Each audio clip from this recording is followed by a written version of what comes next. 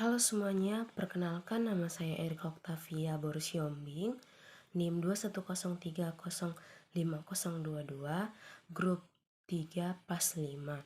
Di sini saya akan menjelaskan tentang pektin. Terlebih dahulu, kita harus mengetahui apa sih itu pektin.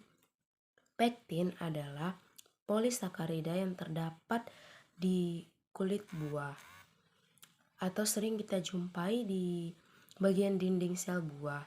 Biasanya, pektin yang banyak itu terdapat di bagian dinding sel atau pinggiran kulit buah tersebut.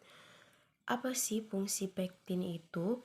Fungsi pektin itu adalah untuk membuat suatu jelly dan bertujuan untuk menambah aroma, rasa, tekstur, dan juga bau khas yang ada pada jelly tersebut. Sirsak ternyata memiliki kandungan vitamin dan juga gizi yang sangat tinggi. Pektin juga berfungsi untuk memberikan tekstur gel yang kenyal. Sifat pektin yang bisa membuat kenyal ini disebut dengan sifat yang sangat unik. Penggunaan pektin ternyata bukan hanya sebagai pembentuk gel, tetapi juga dapat digunakan dalam kemasan es krim, jus, dan juga berfungsi sebagai penstabil. Buah sirsak ternyata bukan hanya sekedar buah yang segar, tetapi bisa juga dijadikan sebagai bahan industri seperti sirup, manisan, selai, jus, gel, dan campuran yang lainnya. Ternyata buah sirsak memiliki kandungan yang banyak seratnya.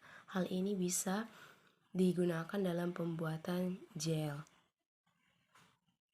Adapun tujuan dari praktikum pektin ini yaitu satu, untuk mengetahui cara pengujian dari berbagai jenis bahan buah-buahan. Yang kedua, untuk mengetahui kandungan gizi dari berbagai jenis bahan pangan yang diuji atau buah-buahan yang diuji. Ada dua langkah-langkah dalam menjalankan prosedur percobaan pektin ini. Yang pertama yaitu ekstraksi. Apa sih itu ekstraksi? Ekstraksi adalah proses pemindahan suatu zat berdasarkan perbedaan kelarutannya terhadap dua cairan tidak saling larut yang berbeda.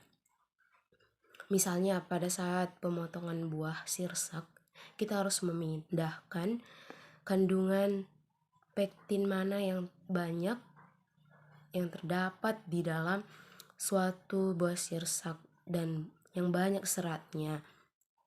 Adapun langkah-langkah dalam ekstraksi ini yaitu yang pertama, kita harus di trimming bahan. Artinya itu trimming yaitu pemotongan.